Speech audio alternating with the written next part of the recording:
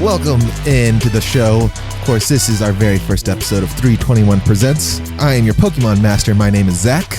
Along with me, I have our new Master of the Dark Arts, Nick. Okay, I'll take that. I will be challenging you for Pokemon Master, though. Oh, we will see here. Anyway, welcome into the show. Of course, this one's a brand new format.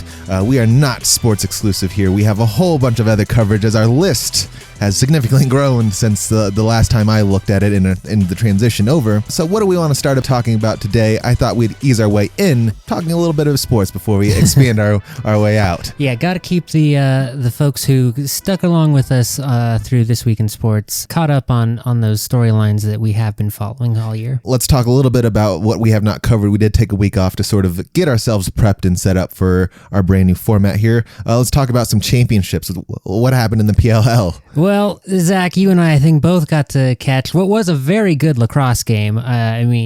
Certainly up to the billing as game of the year between the two number one seeds, the New York Atlas and the Denver Outlaws. So, spoiler alert, gang, for this 2-week-old news now, the Outlaws did not come away with this one. The Atlas went ahead and took this one by, I believe, 2 points. It was a 14-12 final on that one, and honestly, the whole difference in that game was probably that our goalie McNaney was just off in the first quarter. And like the 4 goals he gave up there were probably ones he makes almost any other game of the year. That's probably the difference. Outlaws came back with a fury. They went down in a hole kind of early, but made it a game. It was very back and forth. Great talent on both sides, and it was, unfortunately, the Atlas who came away with it in the clutch on this one. One of the first games I actually watched most of. I did not catch the very beginning when I tuned in. The Outlaw were down because we did spend a lot of the game down, it felt like, for the most part, but I did see our Outlaw take over a number of times in a number of different... Yeah, Brendan O'Neill showed out really big amongst all of our many stars. Pat Cavanaugh had himself a pretty good day, but it took the big name guys longer to warm back up after the month off than we would have preferred. Yeah, but I think all being told, the PLL was a super fun and good way to end it. It was pretty much the marquee game. We saw it earlier in this year, and to end the championship in that way as well, I think couldn't ask for better. Yeah, absolutely. For everything I've seen of it, they just kind of continue to ramp up in quality in that PLL production. So yeah, another season in the books, another, I would say, rousing success for what was a very well-attended touring season, and I'm sure we will see them back again. That's probably another league that will almost certainly be hearing about some expansion news before too long, I would say. They're still small-ish. It's an 8-team league currently, so there's a lot of room to grow. Yeah. For sure. Moving over into our WNBA action, of course, the summer playoffs that have been going on. We are now into basically the semifinals round. We have my Vegas Aces there taking on the Indiana Fever in a little bit of a shock. Yeah, we can catch up on what the current matchups are, but that first round that we have already kind of flown by had some surprises in it. It did. It kind of did feel like it was here and gone. It was best of 3, so first one to get 2 was very quick. Yeah, there were some things in there that happened that potentially will alter some futures. Of course, like I said, Vegas taking on Indiana. Indiana, who did they upset in our first round? The Dream. Yeah, that's a huge one. The Atlanta Dream, yeah, who were third seed coming in. Second, third, they've been in that top 4 all season long. Because it was Lynx, Aces, and then Dream. Yeah. They upset by a very shorthanded Fever team. Yeah, very scary because that, like we talked about, or like we've been talking about, that Fever team is still missing like a majority of their starters. So that's some of their best players. That's kind of scary to even think about. And then in the other semifinal round, we have Minnesota. Shock! What a surprise!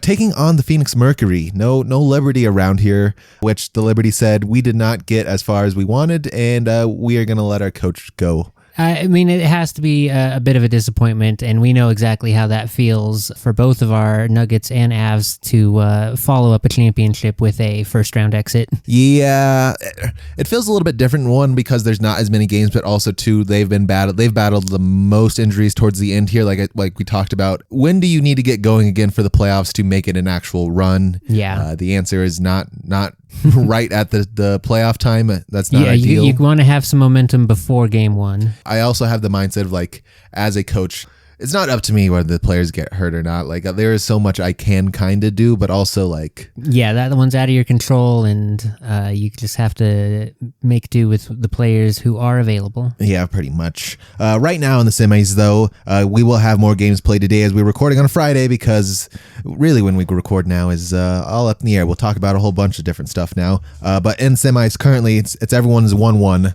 Vegas is split with Indiana, and Minnesota split 1 with Phoenix, and today will be decided as who's going to be taking over in that series. That's looking very interesting there. The Aces tied currently in that series 1-1, so... They had a rough... Aja played probably her worst game ever, and the one loss they did have, she missed... Rough in game one, She missed like 15 shots, which is... Yeah, that's the 89-73 in game one of that matchup that I'm looking at here. And yeah, then they followed that up with the follow-up is Aja answering the worst performance she'd had in her probably WNBA career, potentially. That's why, I mean, you got to step up because, especially a star of her caliber, how nightmarish to have an absolute stinker in the playoffs. Yeah, unfortunately, though, the game that she did have the worst performance of her life did follow after she was named the WNBA MVP back-to-back. Yes, huge second half performance from Aja and the Aces. That looked like it was Nafisa's all year long until it wasn't. Yeah, I mean, Nafisa got hurt, and we were missing a lot of her kind of during the mid-season. There was a quarter of the season on the back half there where... Yeah, and she wasn't there, but then no one else had stepped up yet. It also really, really helps your resume if you win 16 in a row. Yeah. That's a tough. That's almost half of their season with the 44 games that they do play in the regular season. Yeah, exactly. That streak at the end was no joke, and like we said, a second half for the history books. Very much so. With that all being said, where do we move to next? Well, I think I have a pretty good segue here because there is a movie that just came out, I think last week, that is a nice little bridge of the media stuff that we want to expand into and still kind of sports related. Talk to me. So this movie, you may have seen advertised, called Him. Produced by Jordan Peele, not directed by Jordan Peele. This one was, in fact, by newcomer to the directing scene, I want to say. Was this a debut? It is directed by, I should have had this ready to go, Justin Tipping, who I have not heard of before. And we will, I'll warning up top here, I'll try and avoid major plot spoilers, but there will be some plot details discussed in this one. Zach, have you seen anything about this movie yet? I've seen I kind of understand the plot and like the whole details of it. I am interested to hear your take because from what I've seen, and I know everyone has their own personal view, I've read some reviews in anticipation of us talking about this. Interesting. Not super greatly reviewed, but also I'm curious how much of that is involved with how we feel about football in general here. For sure. Because, this is very much a film I would recommend. It is... I would say it had some horror, like putting Jordan Peele's name on it. The very sort of jump cutty trailers that they were putting out makes it seem like they were going up a very strong horror alley, which I would say it does not really fit into it. It's much more of a like tense thriller. Leon and I had this discussion earlier about what the distinction is between thriller and horror, and we might have to just continue to. It's a weird place to try and find the division. But anyway, it's much more of a tension thing than it is shock and awe, horror, gore, that type of thing. That being said, there are some graphic scenes of violence. A lot of it is implied, but it gets a little bloody at the end. And if you are not a fan of head injuries, this one's probably not one for you. But it's the sort of thing that you kind of expect a movie based on a football culture to tackle. And so let me give you the rundown on what happens in the movie here, because it is pretty much... I would describe it as taking the fanaticism about football and football culture to its logical conclusion. What happens when you literally mean you would sacrifice everything for football? What does it mean when, the team means everything to you? And they kind of explore what that looks like in this movie here. And so what we're given is an intro of a young kid who's watching TV, and he's watching the player that we're going to meet later in the movie Isaiah White, who wins the championship of the PFLL. Played by Marlon Wayans, right? Played by Marlon Wayans in an excellent performance, I would say, as the star quarterback who suffers a grisly injury in his first championship. Then they're like, all the media people are talking about how it's a career ender. This is probably it for him. But then we get a 14 years later jump, and it turns out Isaiah White miraculously recovered from that injury and went on to win 8 championships in a row, which is a funny thing to me that they had to make it just that step further beyond real life, and Tom Brady pushed to 8 championships as like this guy is the best of the best, unquestionably. So he's now in his like 14th or 20th season or something, a very long career. It's the time where it's like, okay, when is retirement coming?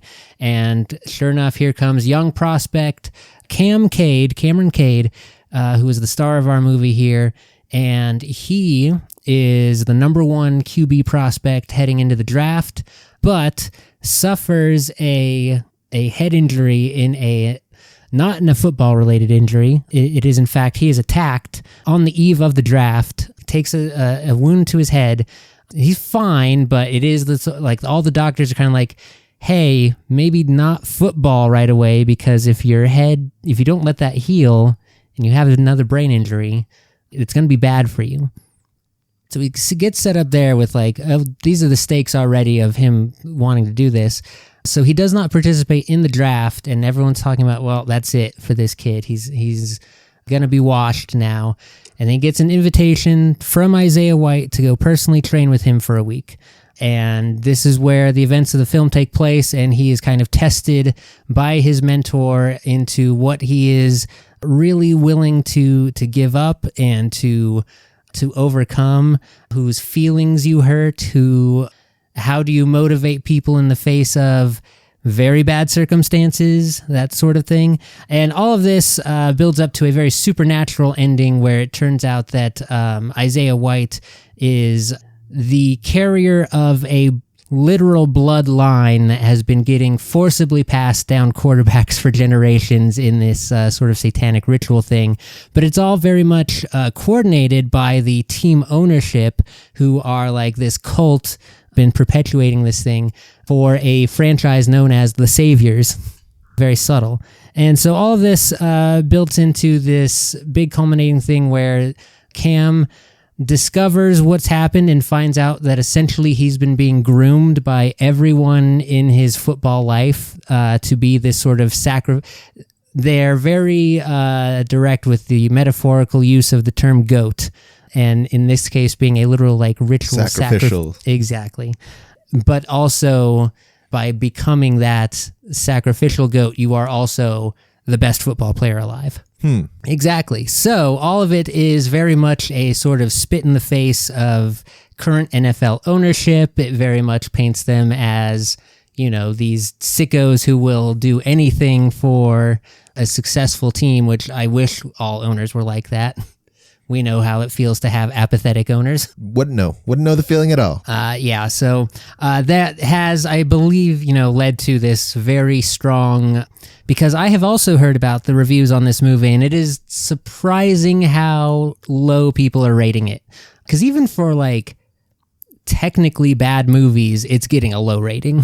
Well, we can talk about technically bad movies. I'm curious, like, from like the aspect and depending on, this movie's really only going to hit pretty big in where football is large, maybe. It's perhaps. and I think that's maybe part of its issue. It's threading a very thin line of overlap of people who are interested in these spooky movies and sports. You have to be interested in spooky movies, interested in sports, interested particularly in American football, which is already a thin margin. And also you're going to take those people who are interested in that sport and also potentially spit in their face. Yes, 100%. The Isaiah White has a fan club who are also these they're the ones who really take the creepy level of the face paint and the tailgating ritualism to the 11 level, and are parked just outside the fence of Isaiah White's compound and have basically become his own little his fan club in a very creepy way. That's like, oh, that's an unpleasant mirror to have shined on the way we interact with this game. Interact with this game and its players and stars. So yeah, very funny. I mean, I don't know about if to me it was very interesting to see the direct sort of like call outs to the way the system is done, the way kind of these players are viewed as expendable commodities whose bodies are basically getting sacrificed at the altar of football. If I would have a thesis statement to take away from the movie. Yeah, an interesting take because I didn't expect the plot to kind of take that sort of turn. I was more expecting the plot line to follow a little bit more of the it is a still head injury, but like looking more into the CTE of things. And that is very much where it kind of the story elements all have you looking in that direction, and then are folding under some weirder undercurrents when.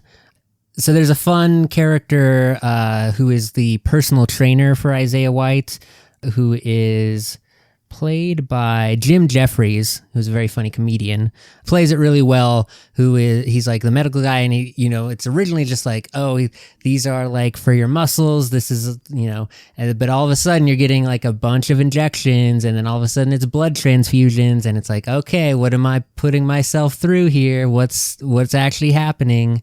Some really creepy and intense scenes with the player doing an ice bath, which is all very... And I think that's the thing, that if you're not in the sports culture and just coming at it from a spooky movie fan point of view, you may be missing into just how based on reality almost all of these things are. Like, these are all actual... A lot of it is... The process is what real athletes would do. All these things actually happen. They're just raised to a level that it's raised to a level that not everybody will go to. Exactly. We'll say some people there are some people who are at that 11, 12 out of the 10 scale for sure, but not everyone is there. But we are, the way we look at sports and idolize sports, and unfortunately what the athletes have to go through to become this figure is...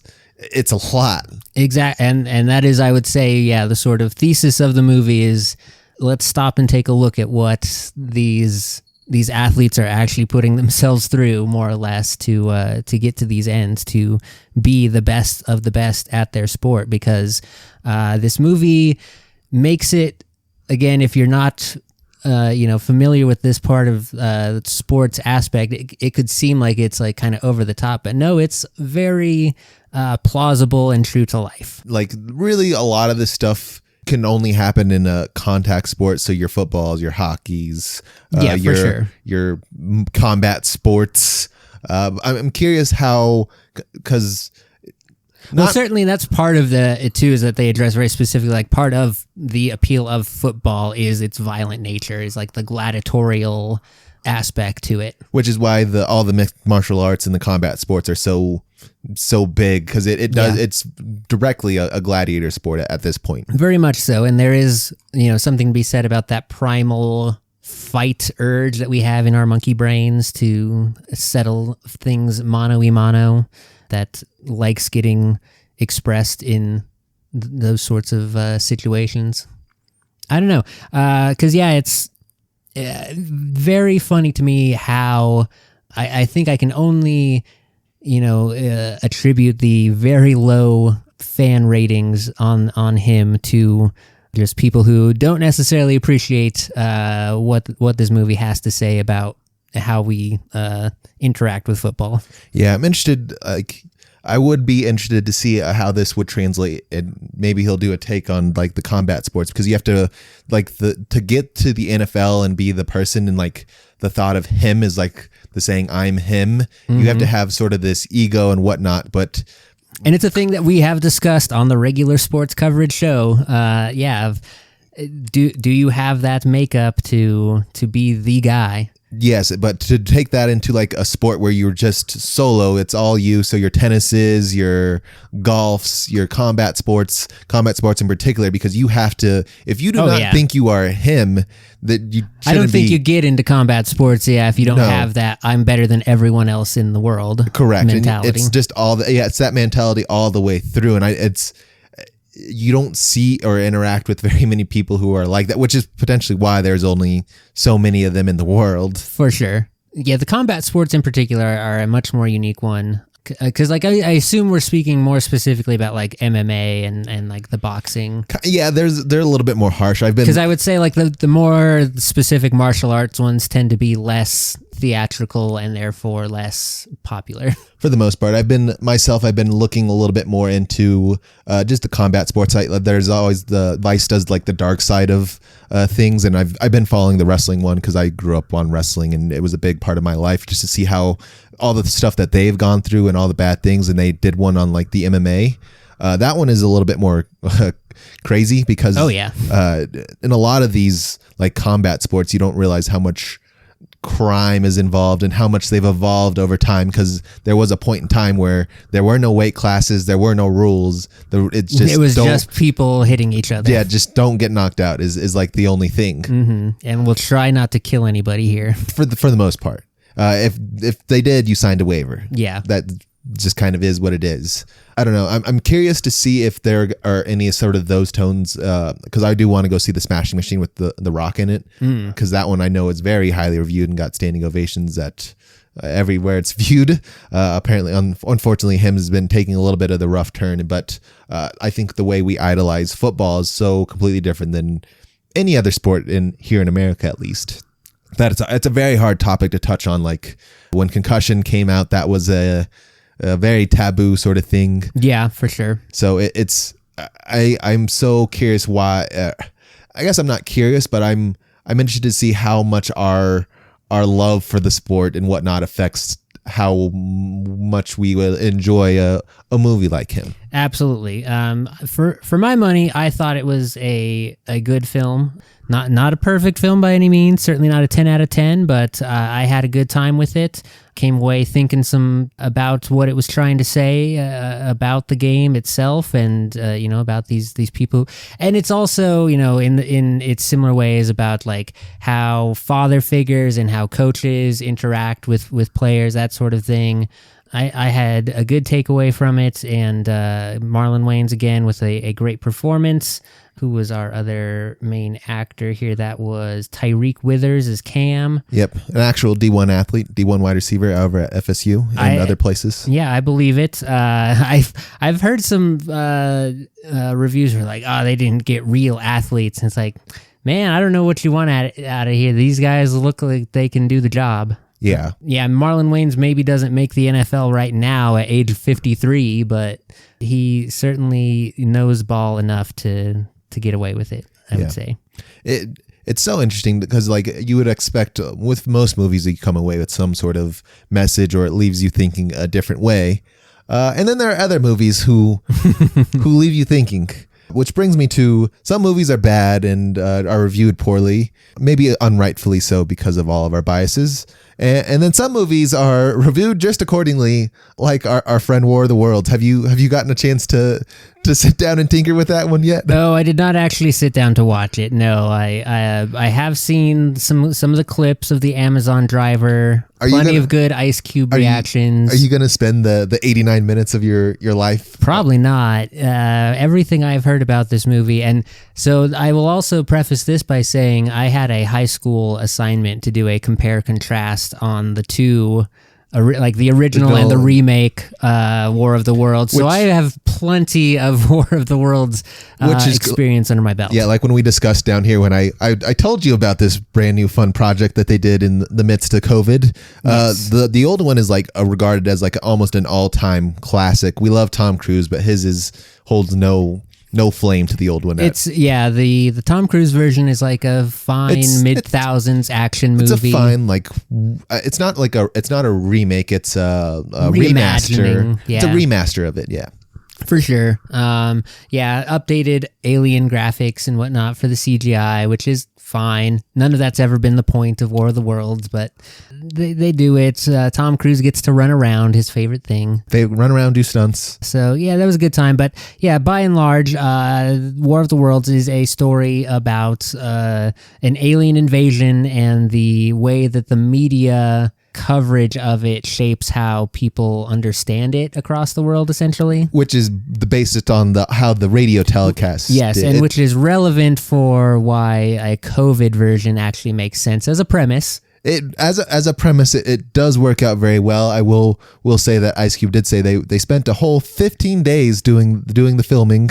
A lot more time was in production naturally. Yeah, 2 years of post-production to animate everything. Yeah, but the 15 days was pretty quick and easy for most of these guys, because they literally are just sitting at their Zoom desk, potentially with a green screen behind them, I would assume, and you just do an action, or the CGI people just have a really good time with. Yeah, I mean, so that's a fun creative constraint, I would say, as a filmmaker, to be like, okay, we only have like webcam angle. How do we make this engaging? How do we make this visually interesting?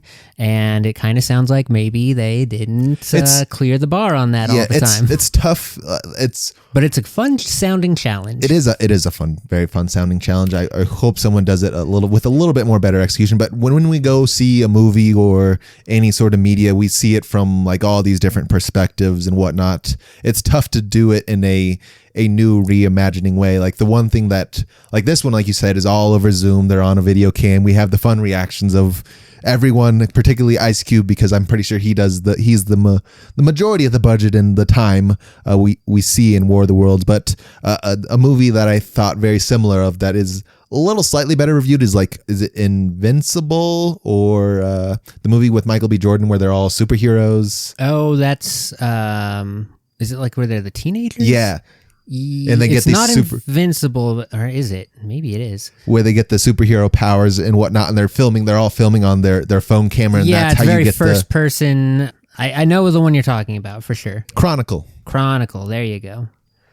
I do remember the marketing, and it was very much, it's the first person perspective of some teens who get powers, kind of. Yeah, but it's a fun new way to go through and film some things, and it's all on the phone cameras. At least the perspective is, for the most part. I think it's tough to do. I think they could have done it, especially when the world was all closed off, because you could, as long as you send tough to get people places, but yeah, I mean that was kind of the thing. They didn't have many alternatives if they wanted to be making films. If they were truly smart as producers, you'd probably just find actors in remote enough locations, or in locations where you want to get filming, and you can just have them go out and do whatever. Well, at that full lockdown time, even like you had to have actors and camera people at the same location. Like there's a lot of other people to get involved. Kind of. Not if they're all doing the filming themselves, though. Oh, sure. And then you just have to trust that everyone knows how to operate a camera well. Yeah. Ice Cube, you're muted. What? Mute. Unmute. Get near you. Cube. Oh, we're going to have to redo this. Yeah. Or the quality of everyone's mics and whatnot. It's all sorts of things to remote film. You could mail them a cool little setup. Theoretically. It doesn't. It's feasible. Again, I think the main takeaway here is these are interesting thought experiments to think about in filmmaking challenges that don't always necessarily translate to high quality final feature-length films.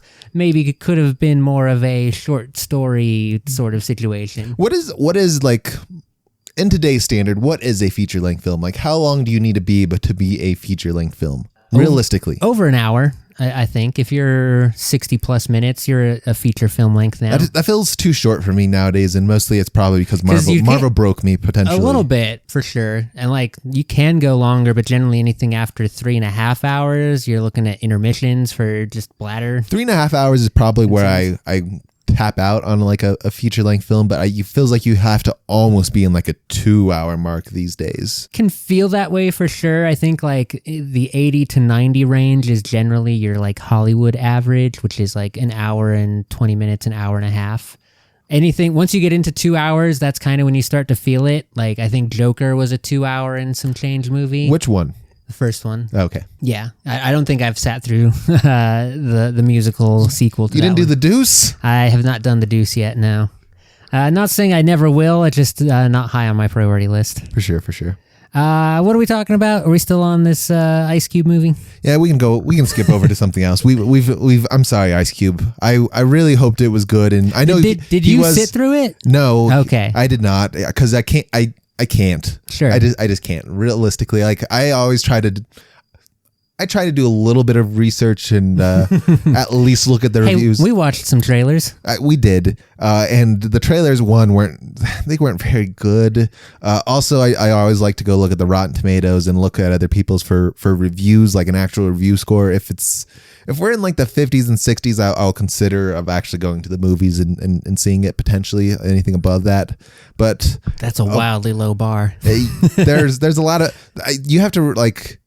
There are some really bad movies that everyone loves, right? So a movie that's not highly rated that I absolutely love and would go to see all the time is like Friday.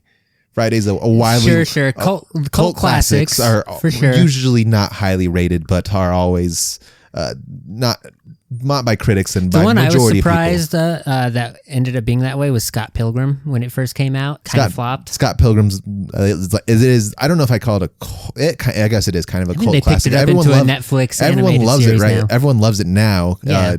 I think it might have been just wrong place, wrong time. They didn't want to go to the theaters to see it back in 2012. Yeah, a little bit of wrong place, wrong time. We didn't have the big superhero kick like we do sort of now. And people didn't like advertising for it was not good. People did not understand what it was. The advertising not good, and also the more comic book feel of it was not popular nor probably desired back then. It was a little ahead of its. I mean, so 2012, we've already had Iron Man, Dark Knight, and whatnot. We did, but those are very those are mainstream, hard superheroes. Yeah, most people were not familiar with the graphic novel Scott Pilgrim versus the World.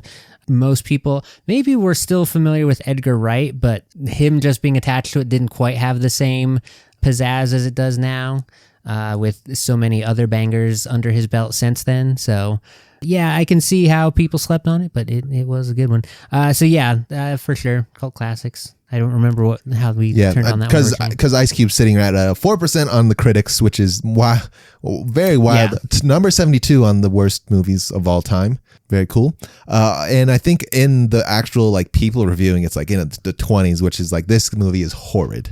Do you think is Friday for you? I think the movie that you like the most that's the worst rated, or can you think of what is the least critically acclaimed movie that you're like, that's 100% up my alley? It's probably one of the cult classics. It's either, I don't know what Friday has rating wise. House Party's up there for me. That's one I always like to sit down and watch. Because the comedies never get a good critical rating, but they'll have a pretty good audience rating. Yeah, in general. I always try to look at the two. I kind of for the most part ignore what the critics say because I am but an audience member. I don't know enough about film and media to critically say I love this movie or not. I'm trying to think of a bad movie that I really like, and I'm just like, yeah, that's the thing is everyone thinks the movies they like are good. Yeah. But yeah, we'll think on that one. Maybe come back to that. Yeah, for sure. What else do we want to talk about this week? Did you want to enlighten us on your journey into coping with one of your favorite rap artists, maybe being a murderer? Allegedly. So there's this thing, and it happens with artists in general. I don't know why, but if you do a crime, don't put it in your art. That's good advice. That's rule number one. So one, I think kind of hearing all this David stuff has been messed up. I got to witness him when SZA brought him to Denver last year on her tour. Oh, wild. So he was still brand new. He's still basically a TikTok streamer artist, technically. So he's blown up a lot more since then. Because he was the first headliner for her too, which was even more he's very he only had a couple songs, but he sounded great. He is a very talented person in general. However, all the news that we've learned lately off of every single social media, TikTok, X, Instagram, you name it, we have a lot of armchair detectives out there these days. Absolutely. The true crime. So this is how I first heard about this story. It was not through the music angle of it. It was through the true crime angle of it from my partner, who is much more in tune with that this was... it's the more you as you kind of progressively go on, the more that they kind of learn and see and do. It's I told, because my partner who I'm with went with me to the concert, and I was like, Yeah, I think he's cooked. Like this is nothing of this looks good at all. No. And people have been calling out it's been a couple years ago, people called him out for sort of potentially messing with an underage girl, allegedly. Which is a popular thing to throw around it. Like it's always tough when first accusations come out because it's they said, you know, just word against word type of thing until more evidence comes out. So that can always be like, is someone just trying to do damage to someone's career, or is this person actually a predator of some sort? Yeah, and unfortunately, the person who was found as deceased had been missing for a few years now. I mean, I guess she had some contact with her family, allegedly, but not ideal to have them end up in your car. Yeah, maybe we should. And also the weird thing is, like, when looking into it from the true crime perspective, if you go through his lyrics, they're a little bit more darker than you realize. Yeah, when you know what you're looking for, there are some maybe things that we're not so clever about hiding in the subtext. As like a regular person, like on a first listen to, just no bias, like whatever. But now that you kind of have a little bit more context that this person is not okay, going through and listening to, be like, that feels like a red flag there. And another example of this happening is another person who's a murderer, a rapper named TK. He actually made a song called The Run, and the song is about him doing the murder and then going on the run from the police. Which did not help his trial any, and I'm pretty sure he was sentenced to a life sentence. Because you can't do the crime and tell the crime. You can't make a hit song called I did this crime and here's how I did it and here's why I did it and here's how I plan on getting away with it. Yep. And and here's what I'm going to do when I get away with it. Yeah. No. Like, what do we stop? And I'm going to party because I got away with it. I think in fact, he's the reason why we are now, I think, allowed to introduce lyrics into crimes. Nice. Because it's like, as evidence. Yeah. They were like intent. Yeah. There's like some admission. There's some like artistic thing usually around like whatever most people did. But my man laid out literally exactly how the crime scene was set out. So the prosecution was like, can we use this? So for anyone who has no idea what we're talking about, this artist David, d4vd, yep, very good use of the old letters, the number there, has gotten wrapped up in a missing persons murder investigation when the missing person in question, who turned out to be someone he had long-standing associations with in his past, female he'd been associated with, was discovered in the trunk of a car that he had reported stolen originally, which was not too far from his house, and also the car that was stolen was a Tesla, therefore making it very easy to track. Very hard to steal a Tesla. Yeah, there's a reason there's no Tesla boys out there, for sure. So yes, all of the further details that have come to light from that original scenario have only implicated him further and further. We do not yet have a slam dunk guilty charge in the books, but it's not looking good. It's not looking good. He's one thing. This is all very allegedly still, because he's not. I don't think he's in custody. Yeah, he's not in custody yet or anything like that. Hasn't been charged or anything like that yet. So we have to sort of wait and see. Unfortunately, it's probably going to be a long process, because the way they found the scene was not super great. So I think we just kind of have to go through it and see what happens.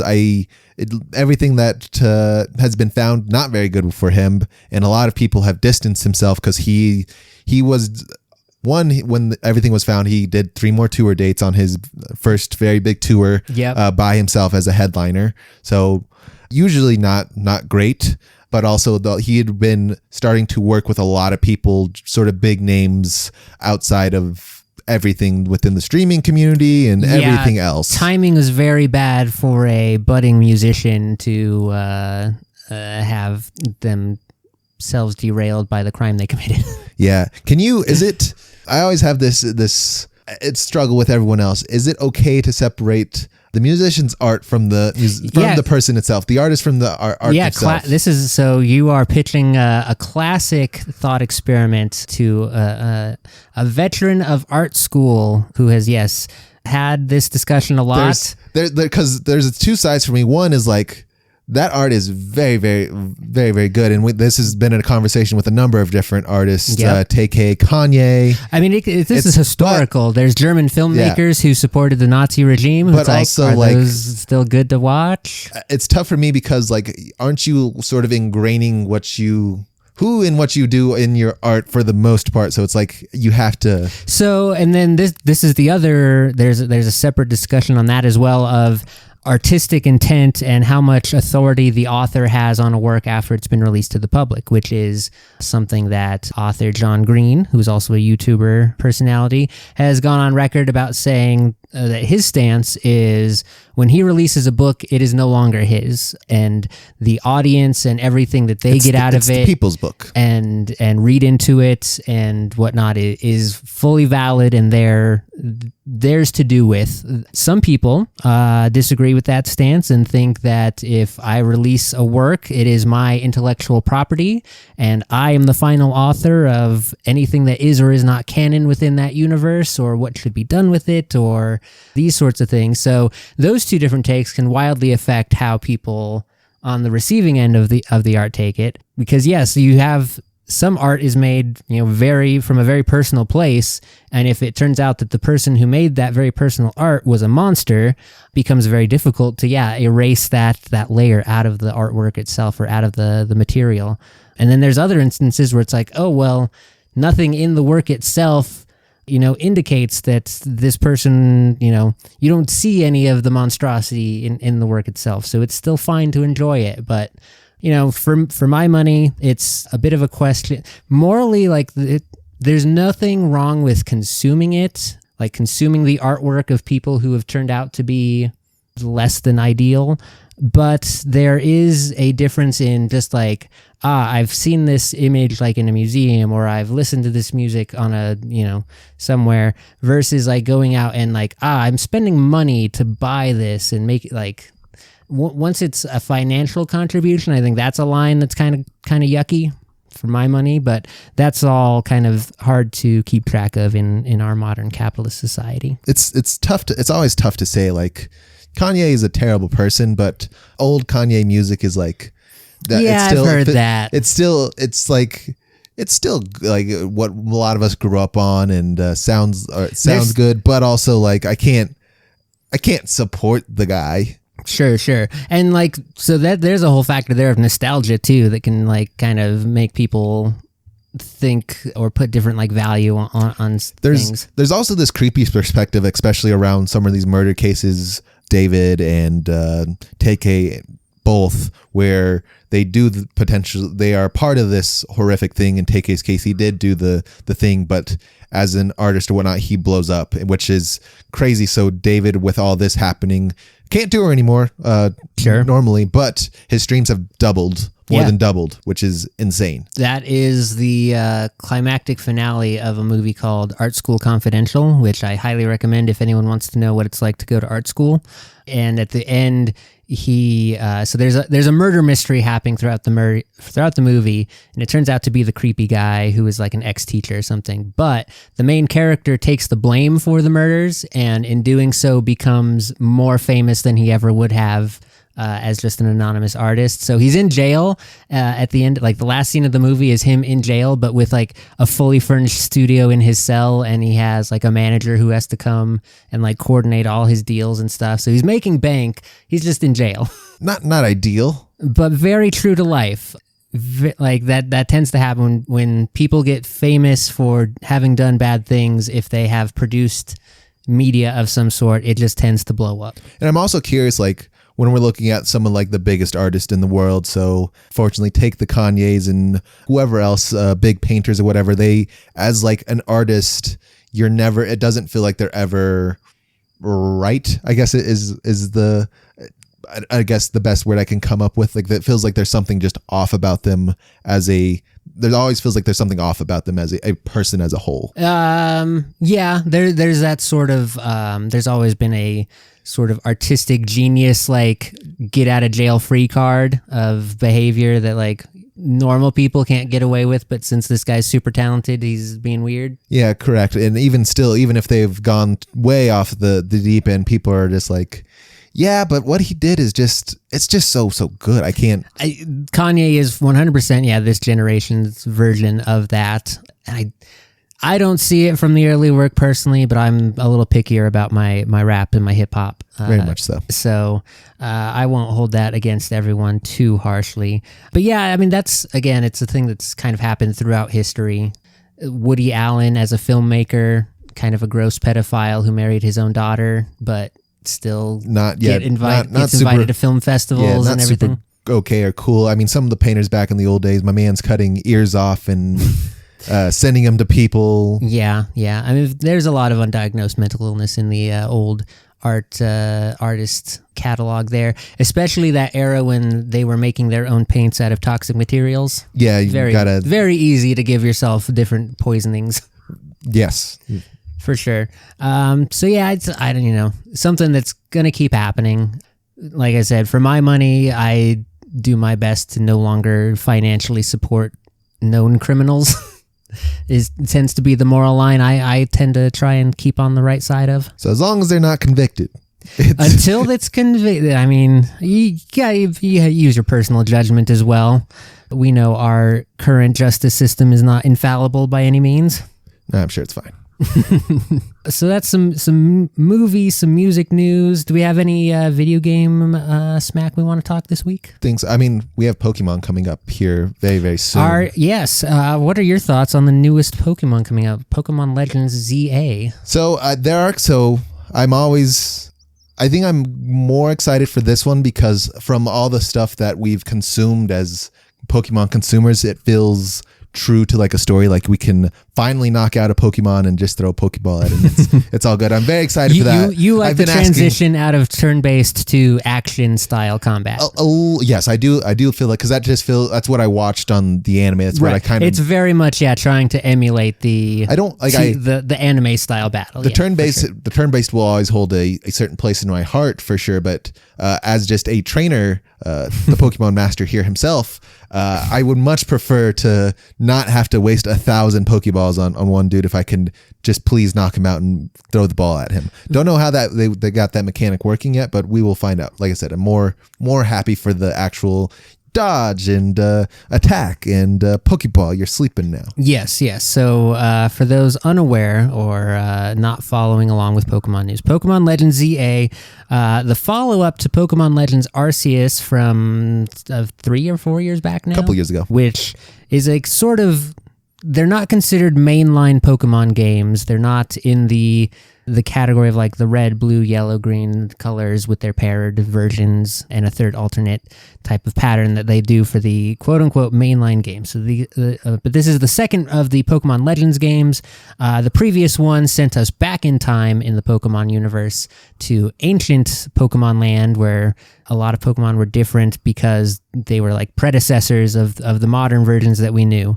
This one is Pokemon Legends ZA, set in the future of the Pokemon world, where things don't look like that different, if I'm being super honest about it, compared to how much like past stuff we got from the other one.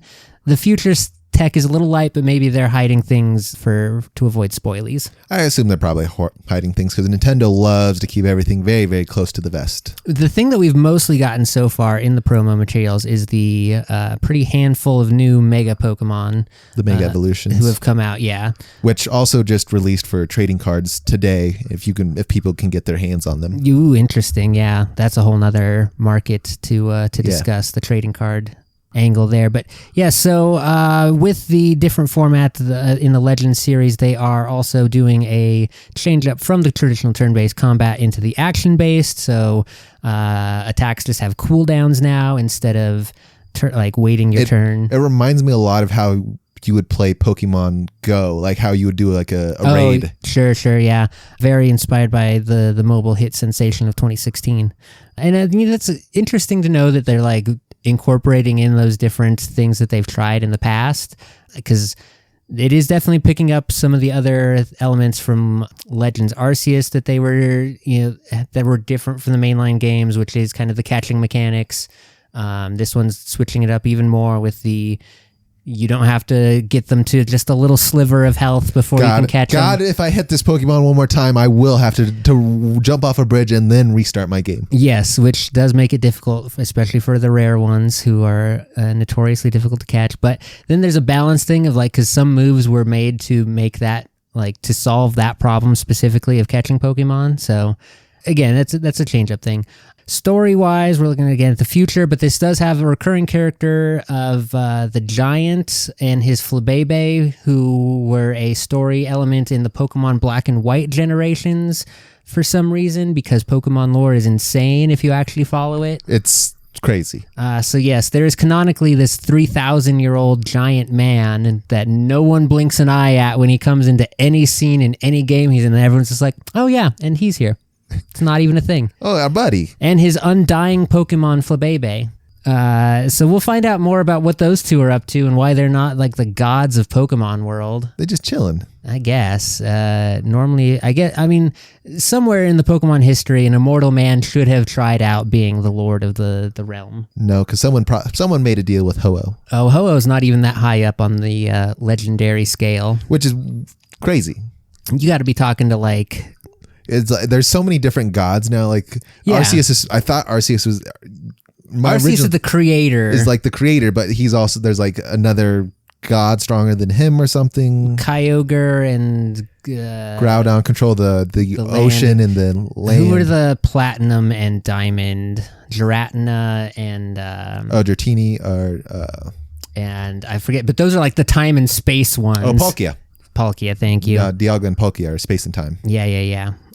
So you should be talking to the time god, not just Ho-Oh, the bird of the Rainbow Tower. Please, Mr. Bird. Yeah, you're undead Ho-Oh. That's very unimpressive in the Pokemon verse. But all that aside, so Pokemon Legends EA coming out October 14th. October 14th. Oh boy. October is going to be a big month for releases. We've got Pokemon Legends. The new Ghost of Tsushima sequel, Ghost of Yote, is coming out, which I am very excited about. Did you play Ghost of Tsushima yet? I did not. Did you? Yeah, I think I have it somewhere. Nice. Actually, it was really good on the. It was PS5 exclusive at launch. It was. No, 4 for that one, yeah. Yeah, it's a PS4 exclusive. The new one is now. PS5. Yeah, they're fun games. I have nowadays I want more control over everything. I can't. It's tough for me just to do a straight storyline. I want options and I want different endings. I want to mess things up and do different things. Yeah. Ghost of Yote, I am mostly hyped because of the inclusion of Erika Ishii as the main performance artist for Atsu, the protagonist in this one, who, from everything I've read about the game, the original was much more focused on the sort of cinematic tradition of a samurai with honor and how do you choose to accomplish the missions. Yeah, this one's very different. And this one is just sort of nope, you're on a revenge quest and whatever happens. It's very Assassin's Creed-like. That is the biggest thing I've seen. Yeah, similar story beats to Assassin's Creed Shadows, which was the Assassin's Creed finally does Japan and ninjas and samurai.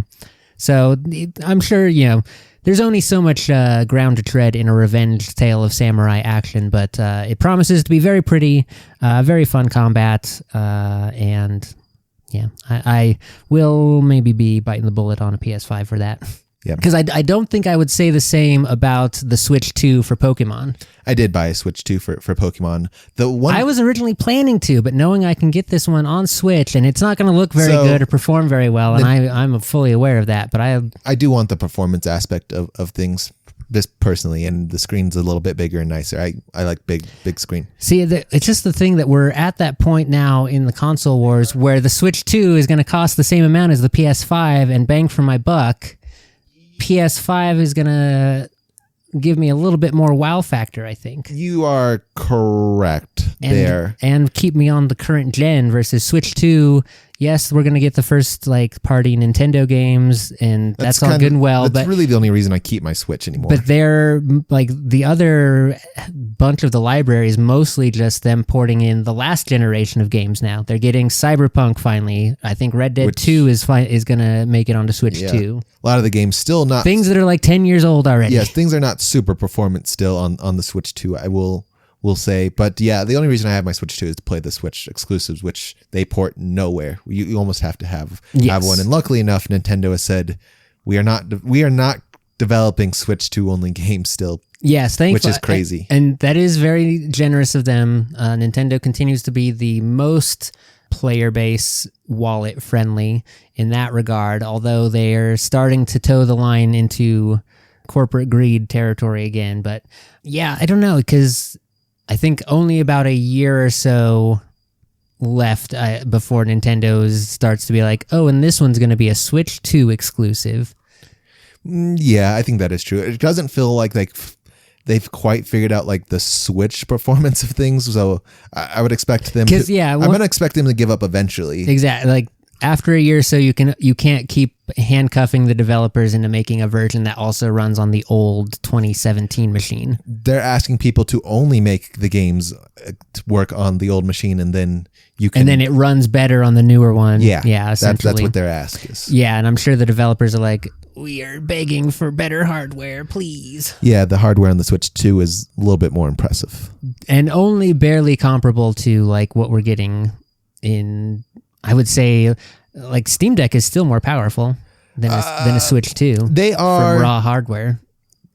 Kind of between the two. I have both and I've played both. I play a lot more Steam Deck just because the thing about the Steam Deck is your library is unending. Absolutely. But the hardware, I will say, is comparable. Okay. It's not super overpowering. There are things that look better on the Switch 2 than they do on the Steam Deck, and vice versa. It's just kind of a pick and choosing of which games run better, or how the hardware slightly handles better on one platform than the other. For sure.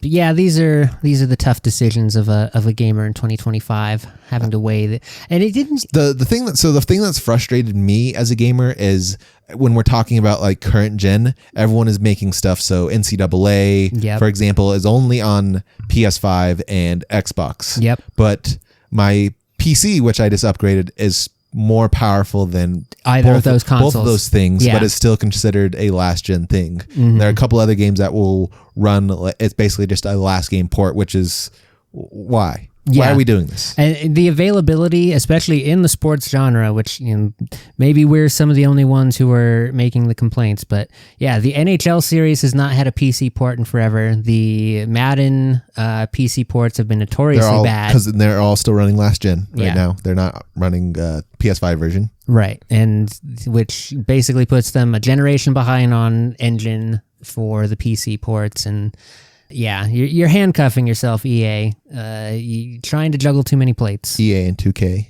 Yeah.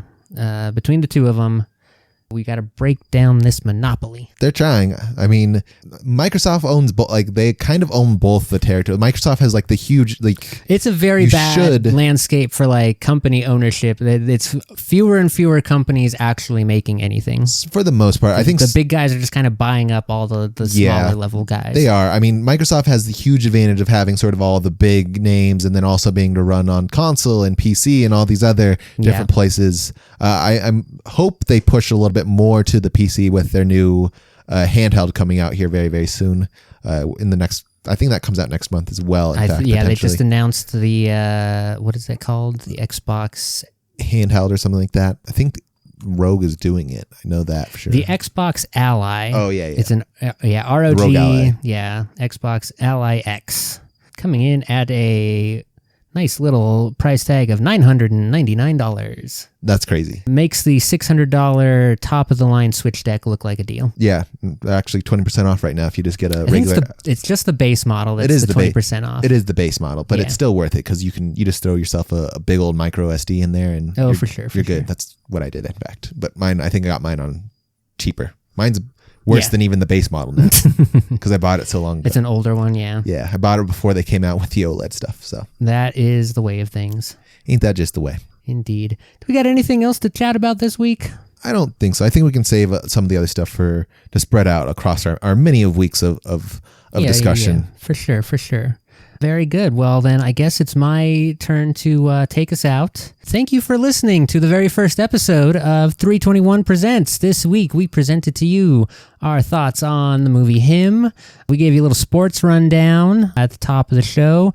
We talked about maybe a true life murder case with David, and we also ran down the Pokemon landscape this year. We will have more reporting on most of those topics probably in the coming weeks, and whatever else comes to our heads that we feel like we have to present to each other and to you, our listening audience. Thank you once again. If you listen to us on Spotify, we would love a 5-star rating for the show. If you're listening on YouTube, go ahead and hit that like and subscribe, and follow us on social media. We're going to be at 321 Pods for YouTube and TikTok, and we have the website where you can find all of the fantastic podcast products from 321 Productions, including 321 Presents, Let's Take a Journey, and This Week in Sports, all at 321pods.com. Anything else I'm forgetting? I re-enabled our feed into Apple, so hopefully when we post this will also go onto Apple Podcasts as well. Wonderful. Then we are no longer exclusively on Spotify, and whichever podcasting app you're listening on, go ahead and leave us a 5-star review and share the show around with friends, family, strangers, anyone who you can force the headphones into their ears. With more bigger coverage, we are covering a wider audience. Please share us. We are not sports exclusive anymore. Got coverage on everything. Thank you guys for stopping along. We will see you guys next week. Adios.